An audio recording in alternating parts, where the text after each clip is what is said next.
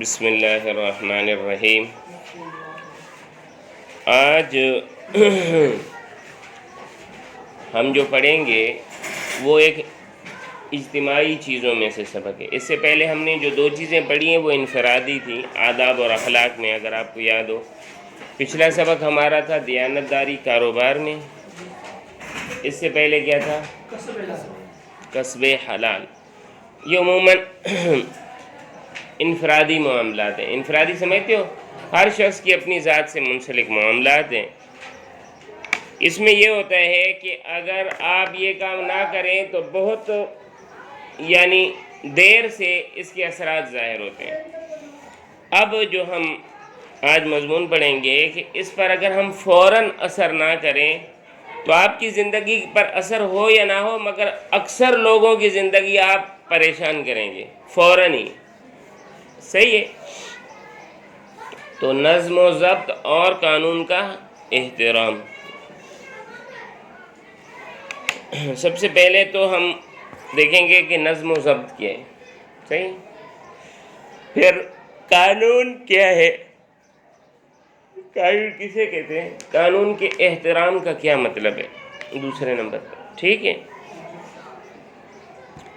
تیسرے نمبر پر ان کی اہمیت اور فوائد جان سکیں گے، اہمیت اور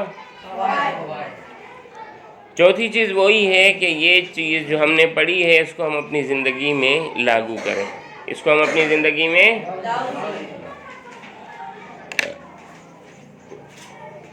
سب سے پہلے مثلا ہم پڑھیں گے نظم و ضبط کی تعریف۔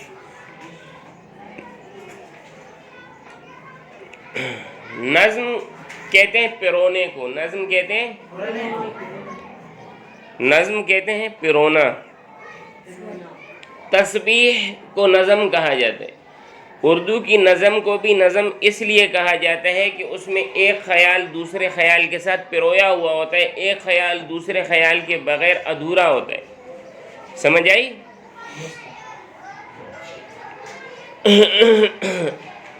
یہ تمام مل کر ایک معاشرہ پیدا کرتے ہیں، ایک صورت پیدا کرتے ہیں۔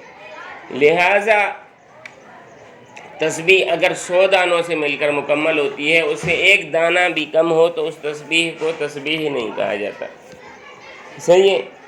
اگر 33 دانوں والی ہے، اس سے ایک دانہ بھی کم ہو جائے تو اس کو پورا نہیں کہا جاتا۔ سمجھ آ رہی ہے؟ اسی طرح اردو کی جو نظم ہوتی ہے اس میں بھی ہر شعر اتنا ہی ضروری ہوتا ہے، کسی شعر کو آپ فضول یا زائد نہیں کہہ سکتے، صحیح ہے؟ اردو گرامر کے حساب سے میں آپ کو یہ بھی سمجھا دوں کہ نظم اور غزل میں یہی فرق ہے کہ نظم کا ہر شعر ایک دوسرے کے تابع ہوتا ہے، غزل کا ہر شعر آزاد ہوتا ہے، ہر شعر آزاد ہوتا ہے۔ اور نظم میں کوئی شعر اس میں کمزوری، سکم اور ہلکا پن ہو سکتا ہے معنی و مفہوم کے اعتبار سے، اتنا اس میں جوش نہ ہو، مگر غزل کا ہر شعر اپنے اعتبار سے مکمل ہوتا ہے اور ہر شعر مستقل جوش دلانے والا ہوتا ہے، تشبیب دلانے والا ہوتا ہے، ٹھیک ہے نا؟ ضبط کہتے ہیں جوڑنے کو، ضبط کہتے ہیں جوڑنے کو، ترتیب دینا۔ تسبیح کو پرونے کے بعد اس کو باندھنا، یہ دونوں چیزیں لازم ہوتی ہیں۔ آپ نے دانے ڈال دیے، اس کو بند نہیں کیا تو وہ بکھر جائیں گے۔ اس سے عرف میں مقصد کیا ہوتا ہے کہ انسان کو چلانے کے لیے جو قوانین مقرر کیے گئے، جو قاعدے مقرر کیے گئے، ان قاعدوں میں رہنا اور ان کو یاد رکھنا، ان کو مثلا روڈ پر کس طرف سے چلنا ہے، مثلا میں صرف روڈ کی مثال دے رہا ہوں، یا اسکول کی مثال دیکھ لیں، کس وقت آنا ہے، کس وقت کام مکمل کرنا ہے، کیسی وردی پہننی ہے، کس طرح بات کرنی ہے، لائن میں کس طرح کھڑا ہونا ہے، یہ تمام نظم و ضبط ہے۔ وقت کی پابندی، وقت، اچھا میرا بچہ، زندگی میں کامیابی یا ناکامی، اس کی بنیاد نظم و ضبط پر ہے۔ اس کی بنیاد، آپ اپنی زندگی میں چیزوں کو ترتیب دیں گے، چیزوں پر عمل کریں گے تو آپ کی زندگی کامیاب ہوگی، ورنہ ناکام ہوگی۔ ہر دن کا سبق ہر دن لکھو گے، وقت پر جا کر وردی اتارو گے، نماز کے وقت پر نماز پڑھو گے، بچوں کو وقت دینے کے ساتھ بچوں کو وقت دو گے۔ جو لوگ دنیا میں نظم و ضبط کی پاسداری و پابندی کرتے ہیں وہ کامیاب ہیں، اور جو لوگ اپنے اوقات غیر منظم اور غیر منضبط انداز میں گزارتے ہیں وہ کامیاب نہیں ہو سکتے، ممکن نہیں ہے۔ ہر چیز کا وقت طے کریں، صحیح ہے؟ آج کل باقاعدہ یوٹیوب پر اس پر لیکچر دیے جاتے ہیں، ٹائم مینجمنٹ، سمجھ آ رہی ہے؟ اور گول اور ایم، میرا مقصد کیا ہے، اس کے لیے مجھے ٹائم مینجمنٹ کس طرح کرنی ہے، سمجھ آئی؟ مثلاً 8 بجے اسکول لگ رہا ہے، اب تو 8 بجے تو گھر سے نہیں نکلے گا نا، ٹائم مینجمنٹ کرنی پڑتی ہے کہ جناب میں 8 بجے اسکول پہنچنا ہے تو اس سے 2-3 منٹ پہلے پہنچوں، مجھے نہانا بھی ہے، مجھے ناشتہ بھی کرنا ہے، مجھے کپڑے بھی پہننے ہیں، تو اس مینجمنٹ کے اعتبار سے آپ وقت متعین کریں گے۔ اور ٹائم مینجمنٹ میں ایک اہم اصول کیا ہے کہ اگر آپ کو لگتا ہے یہ کام آدھے گھنٹے کا ہے تو آپ یہ نہیں سمجھیں گے کہ یہ کام آدھے گھنٹے کا ہے، بلکہ آپ سمجھیں گے یہ کام 45 منٹ کا ہے، سمجھ آئی؟ دیکھو بیٹا، یہ دنیا بھی ٹائم مینجمنٹ کے ساتھ چل رہی ہے۔ آپ دیکھیں سورج کا صبح نکلنا وقت پر نکلتا ہے، وقت پر غروب ہوتا ہے۔ موسم کبھی ایسے ہوا ہے سردیوں میں گرمیاں آ جائیں، گرمیوں میں سردیاں نہیں، اپنے وقت پر آتے ہیں، اپنے وقت پر ختم ہوتے ہیں۔ تو یہ تمام کے تمام ایک نظم و ضبط کے ساتھ چل رہے ہیں، صحیح؟ للشمس ينبغي لها ان تدرك القمر، سورج کبھی چاند سے پہلے نہیں آ جاتا، چاند کے ساتھ نہیں آ جاتا، اپنے وقت پر آتا ہے۔ دنیا کی چھوٹی چھوٹی چیزوں پر، ایک ایک لمحے پر آپ غور کریں نا، اگر یہ اپنا نظام چھوڑ دیں تو دنیا برباد ہو جائے، سمجھ آئی؟ ہر چیز قانون کے ساتھ ہے، ضابطے کے ساتھ ہے۔ شہد کی مکھیاں دیکھیں، چونٹیاں دیکھیں، دیمک دیکھیں، پرندے دیکھیں، سب کے سب ایک قانون، ایک قاعدے کے ساتھ پابند نظر آتے ہیں۔ اللہ تعالیٰ نے جو ان کے لیے قاعدے اور ضابطے مقرر کیے وہ ان سے نہیں ہٹتے، اور یہ سب ہمیں کس چیز کی دعوت دیتا ہے؟ نظم و ضبط کی، صحیح؟ کتنے لڑکے آئے ہو؟ 12؟ کتنے ہو؟ 36، 12، 24۔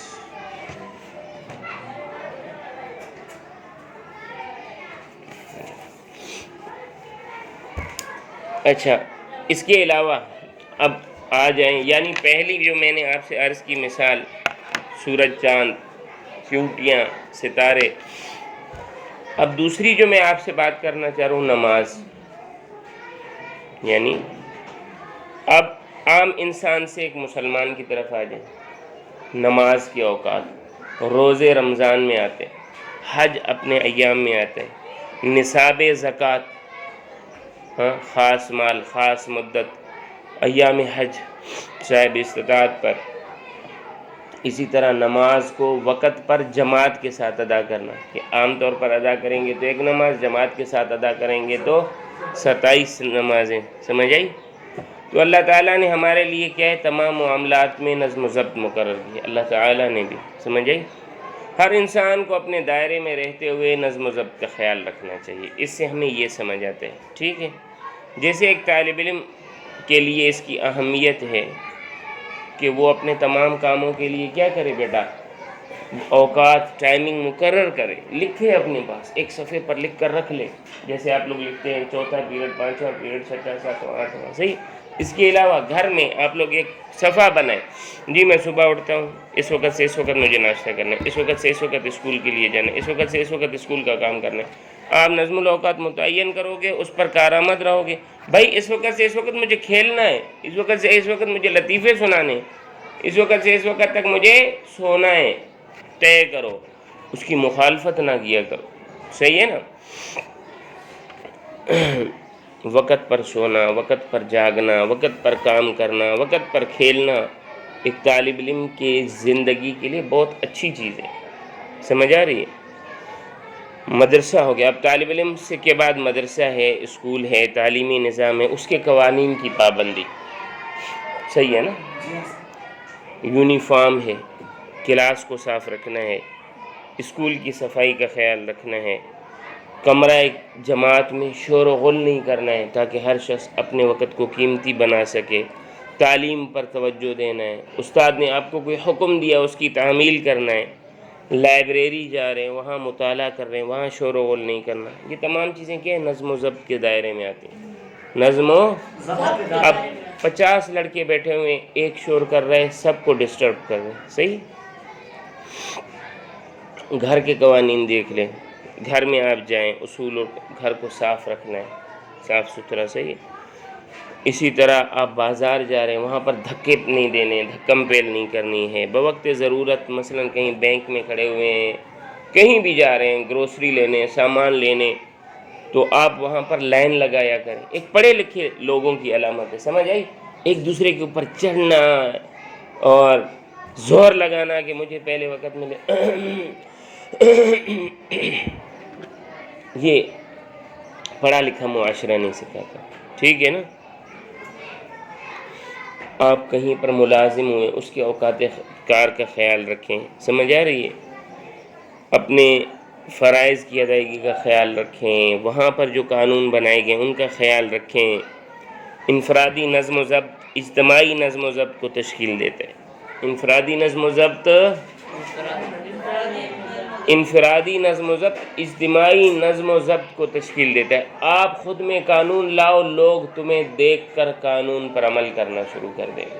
آپ وقت کی پابندی کرو، لوگ تمہیں دیکھ کر وقت کی پابندی کرنا شروع کر دیں گے. جب آپ کریں گے تو دوسرے بھی کریں گے. ہم کہتے ہیں دوسرے نہیں کر رہے تو ہم کیوں کریں؟ سمجھ آ رہی ہے؟ تو آہستہ آہستہ کام ہوتا ہے اس پر. تو ہمیں زندگی کے تمام شعبوں میں ایک مہذب شہری کی حیثیت سے نظم و ضبط کا مظاہرہ کرنا چاہیے. ٹھیک ہے میرا بچہ؟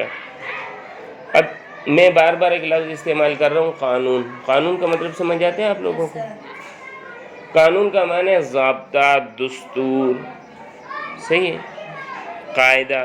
احترام قانون سے مقصد کیا ہے کہ اس ادارے، جگہ، شخص، ملت، ملک، مذہب، دنیا، کائنات کے بنائے ہوئے دستور کے مطابق، اس کے ضابطے کے مطابق، اس کے قاعدے کے مطابق اس کی پاسداری کی جائے، اس پر عمل کیا جائے. صحیح ہے؟ اچھا اس کی ضرورت کیا ہے؟ مفہوم تو سمجھ آ گیا نا؟ اس کی ضرورت کیا ہے؟ ہم کیوں قانون کی پابندی کریں؟ ٹھیک ہے؟ دیکھیں بیٹا، اگر کہیں پر قانون کا احترام نہ ہو نا، ضابطے کا احترام نہ ہو، قاعدے کا احترام نہ ہو، دستور کا احترام نہ ہو، تو پھر ہر شخص اپنی مرضی چلاتے ہیں. ہر شخص، سمجھ آئی؟ جس سے افراتفری پھیلتی ہے. بے شمار خرابیاں ہوتی ہیں، طاقتور کمزور پر غالب آ جاتے ہیں، حاوی آ جاتے ہیں. اب کوئی جسمانی طور پر طاقتور ہے، مجھے اٹھا کر پھینکے گا، جا وڑے ہمیں چیز لینا ہے. سمجھ آئی؟ آئے گا عمرانی، میں عمرانی ہوں، میرا یہاں پر حکومت ہے. ہاں، یہ آئے گا، میرا ابا سرکاری ملازم ہے، وہ کہے گا میں زمیندار کا بیٹا ہوں، وہ کہتا ہے اڑے گروئی اٹھ. صحیح ہے؟ میں بگٹیوں، کیسے کام چلے گا؟ سمجھ آئی؟ امیر غریب کی حق تلفی کرنے لگتا ہے. با اثر لوگ بے اثر لوگوں کو اپنا غلام بنا لیتے ہیں. سمجھ آئی؟ ہم اولاً مسلمان ہیں، اولاً دوسرا اچھے شہری ہیں. تو مسلمان اور اچھے شہری ہونے کی حیثیت سے ہمارا فرض بنتا ہے کہ ہم اسلام کے اصولوں کی پابندی کریں اور ملکی قوانین کا احترام کریں. جب ہم قانون کا احترام کریں گے تو ہمارا معاشرہ اچھا معاشرہ ہوگا، ہمارا معاشرہ. اور جن معاشروں میں لا قانونیت عام ہو جائے وہاں پر امن برباد ہو جاتا ہے، امن. جس طرح ہم قانون پر عمل کریں تو اسی طرح قانون نافذ کرنے والوں پر کیا فرض ہے کہ وہ کسی قانون سے خود کو بالا تر نہ سمجھے اور سب پر قانون کا اطلاق یکساں کریں. سمجھے؟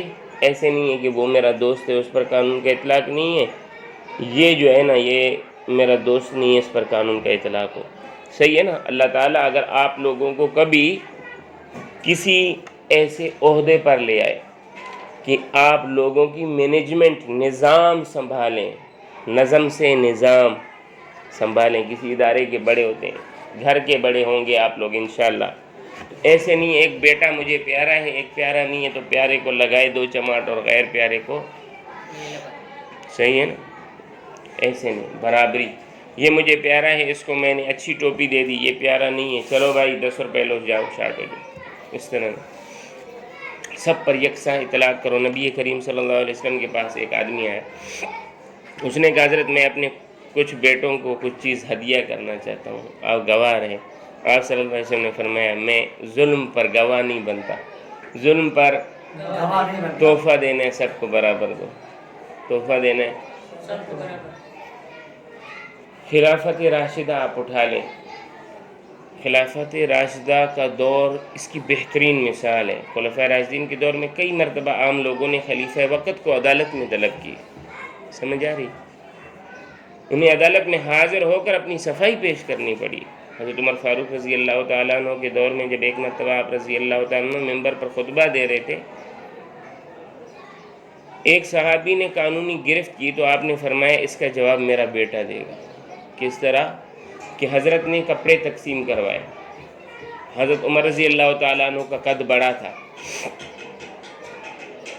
تو اس نے کہا امیر المومنین آپ نے مثلاً بھائی آپ نے ہر آدمی کے لیے 4 گز کپڑے کا کہا ہے تو آپ کے لیے تو 4 گز کپڑا پورا نہیں ہوگا، یہ آپ نے پورا سوٹ سلوایا ہوا ہے، کہاں سے پیسے لیں؟ قانونی گرفت. انہوں نے کہا جی اس کا جواب میرا بیٹا دے گا. اس کا جواب جی. لہٰذا اس شخص کی تسلی کروائی گی. کس طرح؟ انہوں نے کہا کہ میں نے اپنا سوٹ بھی ابو کو دے دیا، اپنا سوٹ بھی. سمجھ آئی؟ نیز ایک دفعہ حضرت عمر رضی اللہ تعالیٰ عنہ ایک عام شخص کے مقدمے میں پیش ہوئے. اسی طرح حضرت علی رضی اللہ تعالیٰ عنہ جب خلیفہ تھے تو ایک یہودی کی زرہ کے مقدمے میں عدالت میں ایک عام آدمی کی حیثیت سے پیش ہوئے. قاضی شریح تھے اس وقت. قاضی کون تھے؟ شریح، شین رے یہ ہے حلوے والی شریح. صحیح؟ تو انہوں نے شواہد ناکافی ہونے کی بنا پر یہودی کے حق میں فیصلہ دے دیا. سمجھیں کہ بھائی آپ کے پاس شاہد نہیں ہے، اس کے پاس گواہ ہے، یہ ذرا اس کی ہے. وہ یہودی اسلام کا نظام عدل دیکھ کر مسلمان ہو گیا. ورنہ قاضی شریح تو یہ کہتے ہیں ہمارا خلیفہ آپ صلی اللہ علیہ وسلم کا داماد سید گھرانہ یہ کافر اس کی ایسی کی تیسی. تو میرا بیٹا آج کے بعد سے آپ لوگوں کو کیا سمجھ آیا؟ پہلی بات اپنا وقت مقرر کریں، اپنی زندگی کا اس وقت پر یہ کرنا یہ کرنا یہ کرنا یہ کرنا ہے. ٹھیک ہے؟ وقت مقرر کرتے ہوئے تمام چیزوں کا خیال رکھیں. مثلا میں ایک آدمی کہتے ہیں میں 5 منٹ میں نہاؤں گا پھر آ کر کنگھی کروں گا، تو نہانے اور کنگھی کے درمیان میں وہ جو چلتا ہوا آئے گا نا اس کا وقت بھی آپ نے ذہن میں سوچنا ہے. بھائی 8 بجے گاڑی نکلے گی، کوئی پوچھتا ہے ہاں بھائی کہاں ہو؟ بھائی میں جو ہے نا ڈیرہ مراد ہوں. یار کوئٹہ کب تک آؤ گے؟ یار گاڑی تو 4.5 گھنٹے لیتی ہے نا. ہاں ابھی مثلا 9 ہو رہے ہیں. یار میں انشاءاللہ جو ہے 10 11 12 1 1:30 بجے آپ کے پاس پہنچ جاؤں گا. وہ اللہ کے بندے جب آپ کسٹم کراس کرو گے آپ کو پرنس روڈ تک جانا ہے، 2 گھنٹے یہاں لگ جائیں گے. وہ بندہ 1:30 بجے آپ کا انتظار کیسے کرے گا؟ آپ اس کو کہو گے میرے بھائی میں کوشش کروں گا کہ 3 یا 3:30 بجے تک آپ کے پاس پہنچ جاؤں، آپ 3 بجے کے بعد میرا انتظار کیجیے گا. سمجھ آئی؟ تمام نظم الاوقات گھر والوں کو کہہ دیا، گھر والے کے کھانا بنانا ہے، کس وقت بنائیں؟ اچھا بھائی 4 گھنٹے کوئٹہ جانے کے، 4 گھنٹے آنے کے، آدھے گھنٹے کا میرا کام ہے، سمجھ آئی؟ 8.5 گھنٹے کا گھر والوں کو وقت دے دیا.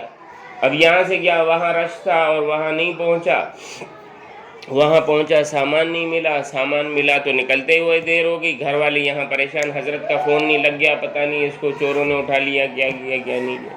پریشان ہو جاتے ہیں گھر والے، والدہ پریشان ہو جاتی ہے. اگر اللہ تعالیٰ انشاءاللہ آپ لوگوں کی شادیاں کروائیں گے، آپ کے گھر والے پریشان ہوں گے، آپ کی بیویاں پریشان ہوں گی. بچے تو گوشت کھا کے سو جاتے ہیں، سمجھے؟ کتنی پتہ نہیں کیا ہوا، میرے ولہر دا گودا علیہ کدھر گیا، سمجھے؟ تو میرے بھائی سب سے پہلے نظم الاوقات، دوسرا چیزوں کو وقت پر کر. نماز کا وقت داخل ہو گیا، آپ لوگ پریشان ہو جاؤ، نماز ادا کرنی ہے. اسکول کا وقت داخل ہونے والا ہے، آپ لوگ پریشان ہو جاؤ، اسکول کی تیاری کرنی ہے. جب آپ کی یہ پریشانی ہوگی، اچھا یہ نظم الاوقات اپنے گھر میں لگا دو، دیکھو اچھا اب یہ کرنا ہے، اچھا یہ کرنا ہے، اچھا یہ کرنا ہے. اچھا کھیلنے کا وقت ہو گیا، اذان کا، کھیل رہے ہیں. اچھا میرے بھائی نماز کا وقت ہو گیا، مجھے اس کی پابندی کرنی، میں اس کی پابندی کروں گا، میں کامیاب ہوں گا. روڈ پر چلیں، جو روڈ پر چلنے کے قوانین ہیں ان کا خیال رکھیں. زیبرا کراسنگ سے کراس کیا کریں. بڑے روڈوں پر جا رہے ہیں، جہاں پر روڈ کراس کرنے کی جگہ وہاں سے کراس کریں، ایسے نہ گھس جائیں. کہیں پر لائن لگی ہوئی ہے، کہیں پر کوئی جگہ ہے، بینک میں کھڑے ہوئے ہیں، بل ادا کرنے کے لیے ہیں، کہیں بھی جائیں، قانون کی پابندی کریں، لائن میں کھڑے ہوں، قانون والوں کی عزت کریں. پولیس ہے، ٹریفک پولیس ہے، سمجھ آتی ہے، آرمی ہے، جتنے بھی ادارے ہیں جو اس وقت اپنا خون دے رہے ہیں، اپنی نیندیں حرام کی ہوئی ہیں کہ ہمارا ملک بہتر نظام سے چلے، اسلام کا بول بالا ہو، ان کی عزت و احترام کریں. کہیں خدا نہ خواستہ آپ کو پروٹیسٹ کرنا پڑ رہا ہے، کہیں احتجاج کریں، وہاں لاقانونیت نہ دکھائیں، غریب کو نہ ماریں، سمجھ آئی؟ لوگوں کے دکان بند نہ کروائیں. اسی طرح ایمبولینس کو راستہ دیں، سمجھ آئی؟ لوگوں کے لیے راستہ چھوڑنا چاہیے. آپ پروٹیسٹ کر رہے ہیں، آپ کا قانونی حق ہے، مگر اس سے لوگوں کو تنگ نہ کریں. روڈ کے کنارے میں جائیں، اپنا پروٹیسٹ کروائیں، صحیح. آپ اگر لوگوں کو تنگ کریں گے رش میں، اس سے کیا فائدہ ہوگا؟ ان کو تو جانا ہے نا، ان کو آپ کے احتجاج سے کچھ ہوگا؟ بس یہ ہے کہ وہ دیر سے پہنچیں گے، ان کے لیے راستہ چھوڑا کریں. اللہ تعالیٰ کل آپ لوگوں کو جس بھی مقام پر لے جائے، لوگوں کے حقوق کا خیال رکھیں. قانون، نظم و ضبط اور اچھے شہری، اچھے مسلمان ہونے کے لیے یہ لازمی ہے کہ آپ ان چیزوں کا خیال رکھیں، قانون کا، نظم و ضبط کا. لا قانونیت سے نفرت کریں. سمجھ آ رہی ہے؟ اللہ تعالیٰ ہمیں اس پر عمل کرنے کی توفیق عطا فرمائے.